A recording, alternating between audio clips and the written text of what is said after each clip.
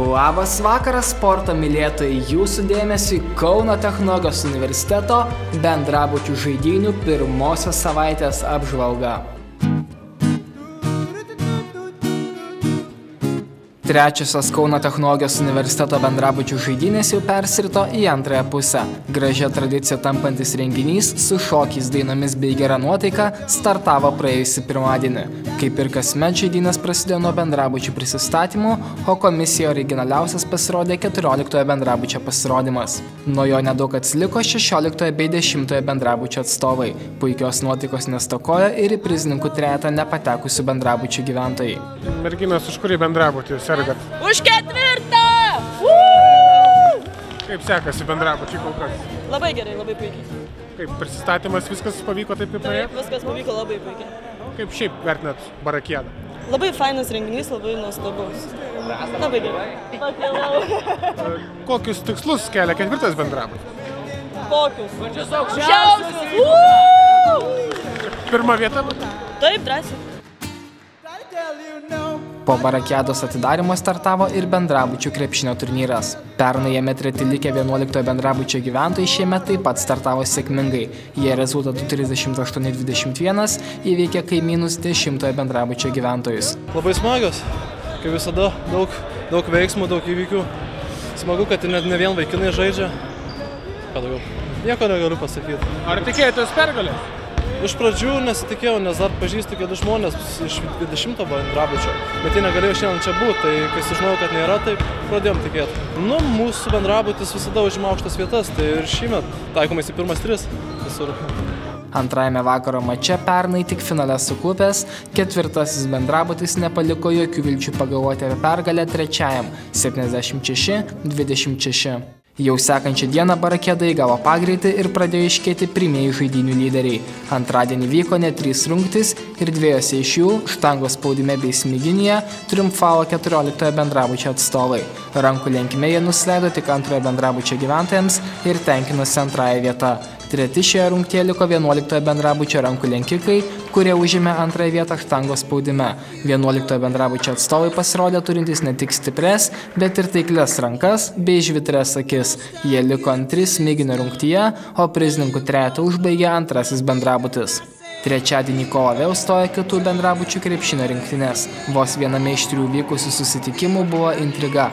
Atkakliose rungtynėse tarp 15 ir 13 bendrabučių sėkmė lydėjo pastaruosius, kurie išplėšė pergalę rezultatu 39-37. Krepšinio turnyro nugalėtojais pernai tapę 14 bendrabučio žaidėjai 86-29 nušovė antrojo bendrabučio rinktinę, o 11 bendrabutis 34-23 įveikė 16 ir iškovojo antrąją pergalę. Trečiadienį aistros virė ne tik krepšinio, bet ir futbolo aikštelėje. Pirmose Barakiados futbolo varžybose susikovė 3 ir 13 bendrabučio atstovai. Sėkmė abiejų lydėjo pastaruosius, kurie minimalia persvara 1-0 įveikė varžovus. Minimaliais skirtumais baigėsi ir likusios 2 rungtynės. 11 bendrabutis taip pat 1-0 įveikė 10, o kiek rezultatyvesnėme mače 15 bendrabučio futbolininkai 2-1 įveikė antrojo bendrabučio ekipą. Trečiąją Barakiados dieną užbaigė šachmatų turnyras, kuriame geriausiai sekėsi 16 bendrabučio gyventojams. Gerai išmanantys šachmatų subtilybės pasirodė ir 15 bendrabučio atstovai, kurie užėmė antrąją vietą, o prizininkų trejetą užbaigė 11 bendrabutis. Ketvirtadienį Barakiadoje buvo ramesnė diena, vyko tik stalo teniso varžybos. Jose geriausiai pasirodė ir pirmą kartą šiemet aukščiausią vietą rungtyje užėmė 10 bendrabučio sportininkai.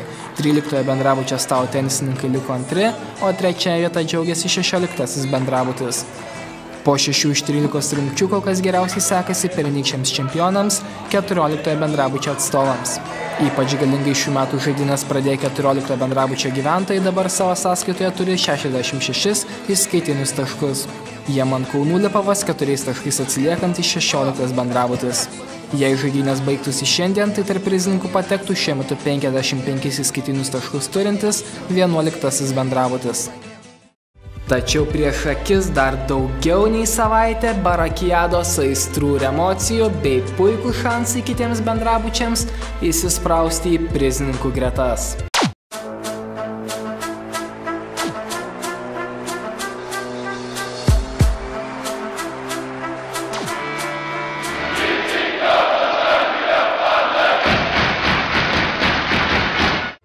Šiandien Žalgirio savaitės rubrikoje dėja vyrauja ne pačios geriausios nuotaikos. Ketvirtadienį Kaune patirtas apmaudus pralaimėjimas Madrido Real ekipai paliko tik teorinės viltis prasibrauti į Eurolygos ketvirtfinalį.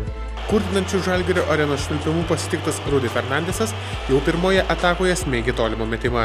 Tačiau Madrido komandai kauniečiai įsismarkauti neleido.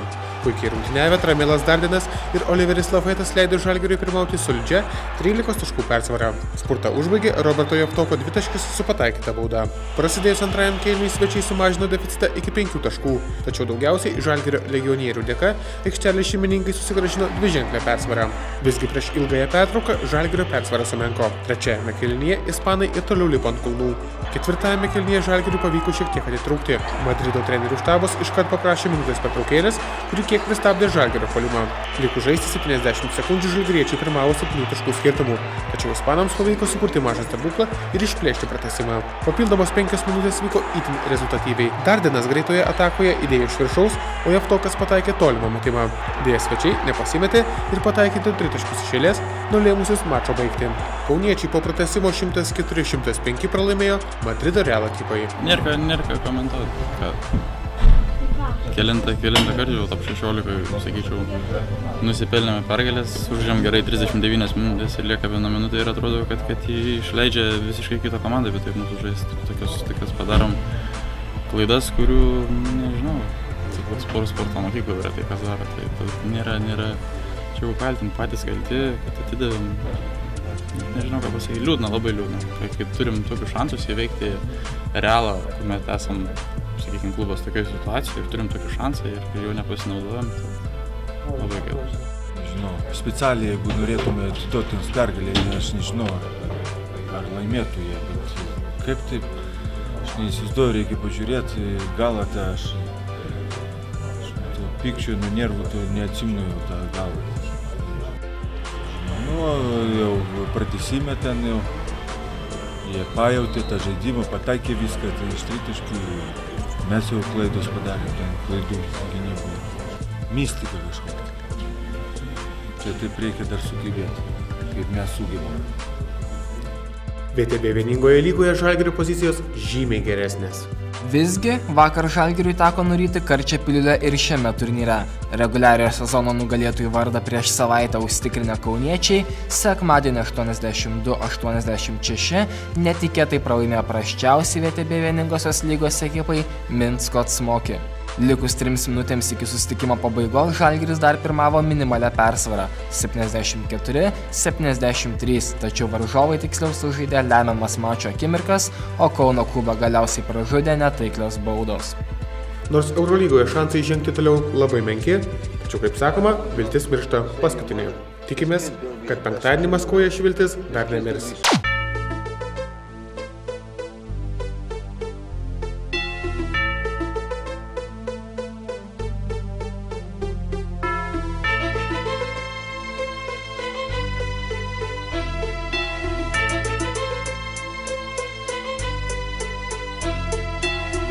Boksą bei Muay Thai paslapčių pramokti norintys Kauno technologijos universiteto studentai nuo šiol turi puikią progą tai padaryti.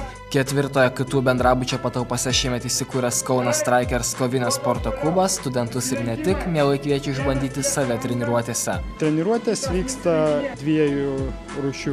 Yra boksas, yra Muay Thajus ir yra bendros ir boksas ir Muay Thajus. Jos vyksta pirmadieniais, trečiadieniais, penktadieniais nuo 5, pusė 7 ir 8. Ir šiuo metu atidarėme naują grupę, tai yra merginų grupė, todėl kad daugėja merginų, netgi šiuo metu treniruojas dabar 7 merginos, kurios eina kartu su vaikinais. Vienas moterų bokso Lietuvoje pradininkų, klubo treneris Vytautas Binkis teigė, jog motyvacija treniruoti merginas labiausiai sužadino kolegų skepticizmas. Visgi pirmieji bandymai pasiteisino ir dailioji lytis vis aktyviau renkasi šią vyrišką sporto šaką. Merginos tikrai nori eina į šį sportą, pabandyti, griauna mitus, kurie, aišku, labai gajus šiai dienai pas merginas. Pirmiausia, tėvai bijo, kad nesudaužytų galvos, nesulaužytų nosies, bet tikrai ne nuo to pradedam ir pirmiausia, kūno kultūra, sveikas kūnas, sveikas žmogus. Treniruotėse ką veikti ras tiek pirmą kartą atėjęs, tiek jau pažengęs sportininkas. Sporto klubo treneriai subalansuoja treniruočių krūvius ir sudaro galimybės naujokams pasivyti seniau sportuojančius kolegas. Pasak trenerio Vytauto Binkio, išskirtinės charakterio savybės norint užsiiminėti šio sportu nebūtinos. Savybių labai paprastai, reikia išdrįsti pereiti salės slenkstį. O merginos ateina labai įvairios, nuo 12 iki 20 ir vyresnės, kuriuom įdomu pabandyti, kas tai yra, užsiimti kūno kultūrą ir intensyvus darbas, dirba visas raumenynas ir merginos labai įvairios, nuo flegmatikių iki cholerikių. Anot trenerio, daugiau nei 90% pirmą kartą apsilankiusių į klube lieka sportuoti ir toliau, o didžiąją sportuojančiųjų dalį sudarantys studentai iš treniruočių gauna akivaizdžią naudą. Visi žinome, kad sveikame kūne sveika dvasia ir tikrai reikėtų pamainyti sportą su fizinį darbą, su protiniu darbu ir tikrai daug bus produktyvesnis ir mokslas ir viskas, jeigu sveikai gyvensime, sveikai maitinsimės ir dar ateisime iki treniruočių. Norintys susirašyti į bokso ar muay thai treniruotes pirmadieniais, trečiadieniais bei penktadieniais nuo 16 iki 20 valandos laukiami 4-ame KTU bendrabutyje Studentų gatvė 71. Mėnesinio treniruočio abonemento kainos suaugusiems 80 litų, studentams ir moksleiviams 70, o KTU studentams 60 litų.